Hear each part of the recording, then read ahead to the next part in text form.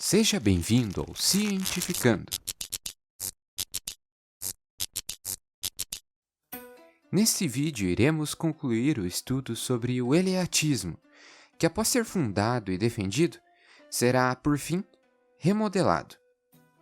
Melisso de Samos foi o sujeito responsável por isso. Nascido na ilha de Samos, na transição dos séculos 6 e 5 a.C., Melisso atuava em diversas áreas. Foi um político hábil, um poeta e, para completar, um marujo experiente. Em 442 a.C., foi nomeado comandante e estratego da frota de Samos, a qual derrotou a frota ateniense comandada por Péricles, pouco antes da Primeira Guerra do Peloponeso, como nos conta Plutarco, no livro Vida de Péricles. O filósofo foi discípulo de Parmênides e, posteriormente, mestre de Leucipo, o criador da doutrina atomista. Por fim, Melisso escreveu sobre a natureza ou sobre o ser. Se trata de um livro em prosa, de conceituado rigor dedutivo, que expôs clara e sistematicamente uma revisão da doutrina eleática. O filósofo, enfim, atua em duas frentes. Uma que buscou alterar conceitos e outra que ratificou algumas características do ser, propostas originalmente por Parmênides. Melisso afirmou que o ser é infinito, ao invés de finito ou completo, como afirmou Parmênides. Tal correção extinguiu possíveis mal-entendidos da doutrina eleática e advém do seguinte raciocínio. Vamos pensar. Se o ser fosse finito, deveria se limitar com um vazio e, portanto, com um não ser, o que é impossível considerando que o não ser não existe. Temos, afinal, que o ser não possui limites temporais e espaciais.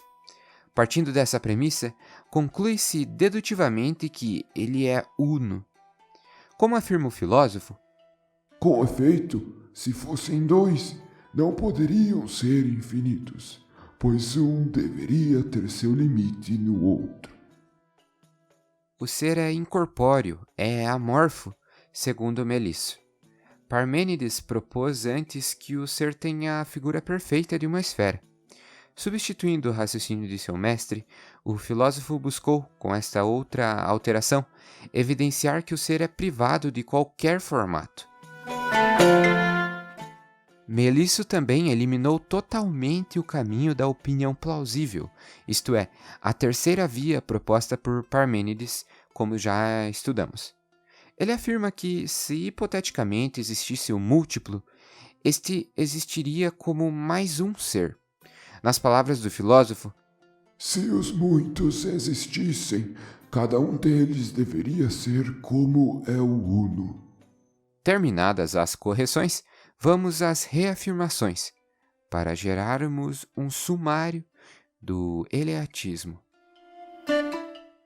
O ser é eterno, confirma Melisso.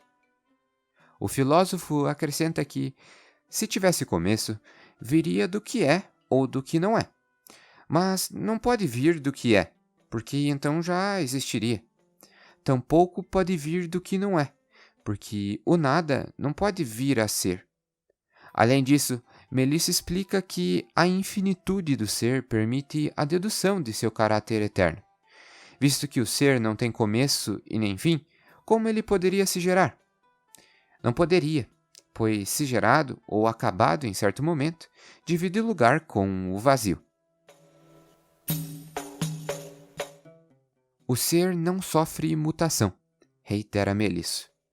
Visto que o ser é uno e infinito, nada pode nele se acrescentar ou dele se retirar, e, portanto, a mutação é impensável. Se o ser se alterasse, deixaria de lado seu caráter uno e infinito, deixando de ser o que se é.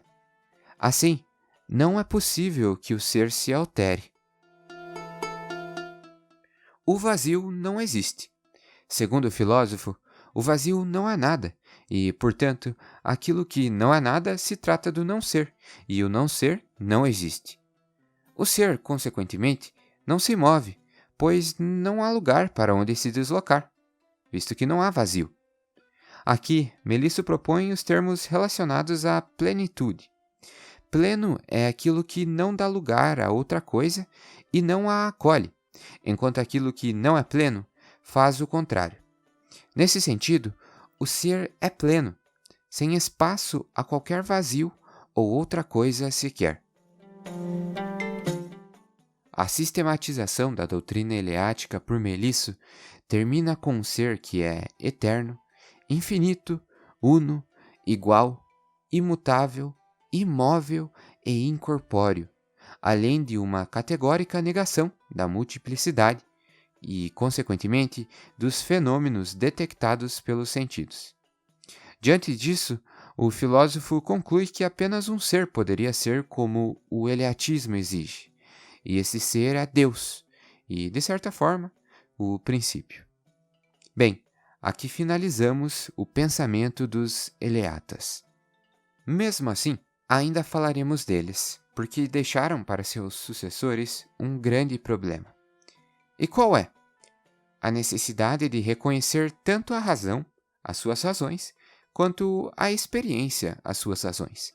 Em resumo, o trabalho de agora em diante será salvar o princípio de Parmênides junto dos fenômenos, que tanto se provam reais. Por hoje é só.